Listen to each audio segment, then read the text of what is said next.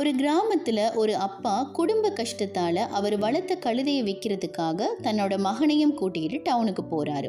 அப்போ வழியில் சில சின்ன பசங்க, கழுதை சும்மா போகிறதுக்கு யாராவது ஒருத்தர் மேலே உட்காந்து போகலாமே, ஒரு கழுதையை கூட சரியாக யூஸ் பண்ண தெரியலை அப்படின்னு சொல்லி சிரிக்கிறாங்க.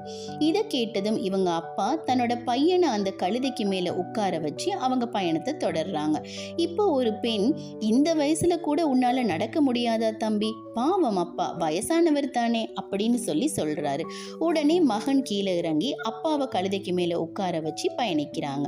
ஒரு வயசானவர் இதை பார்த்து கொண்டிருந்து சொல்றாரு, ஏன்பா இவ்வளோ பெரிய ஆளா இருக்கிற ஒரு சின்ன பையனை நடக்க வச்சு கூட்டிட்டு போறியே அப்படின்னு சொல்லி. உடனே இப்ப 2 பேரும் சேர்ந்து கழுதைக்கு மேலே ஏறி உட்கார்ந்து பயணிக்கிறாங்க.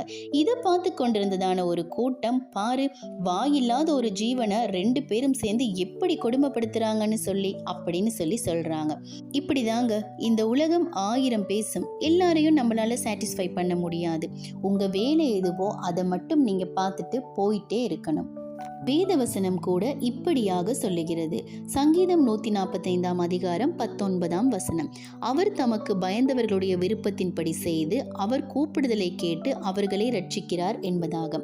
மனுஷரை பிரியப்படுத்துறதை விட்டு நம்ம தேவனுக்கு பயந்து அவருடைய விருப்பத்தின்படி நாங்கள் நடப்போமானால் நிச்சயமாக அவரே எங்களுடைய காரியங்களை வாய்க்க செய்து கொடுப்பார்.